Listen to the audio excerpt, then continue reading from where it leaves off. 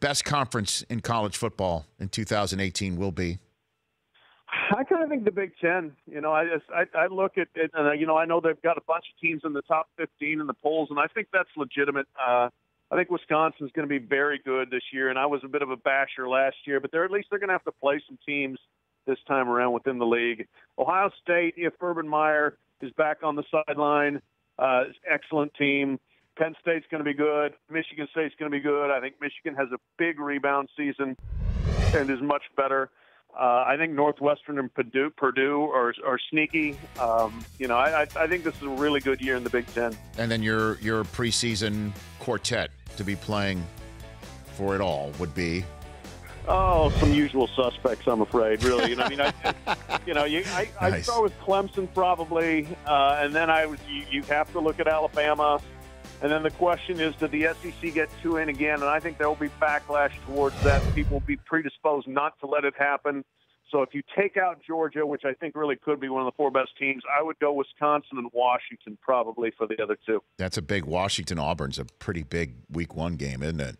Huge, big. That one for sure, because Auburn's a good team as well. And Washington's sticking its neck out, going down to Atlanta to play them basically in Auburn's backyard. And, Pat, how do you think the Alabama quarterback situation plays out? Because, as you know, one goes down. Nick Saban's not just going to, what do you say, defecate out another player, as he said from his podium. That's the soundbite of the year already in the clubhouse. But it sure seems like the depth chart, they just grow out there. It's unbelievable, Pat. Yeah, just trust the poop process. Absolutely. That's a great T-shirt. That's the thing is I wonder if some of the slow playing of naming the quarterback might just be to keep Jalen Hurts or whoever doesn't get the job on campus, as opposed to having them transfer immediately and try to get in somewhere this semester and speed up the process of being eligible next year.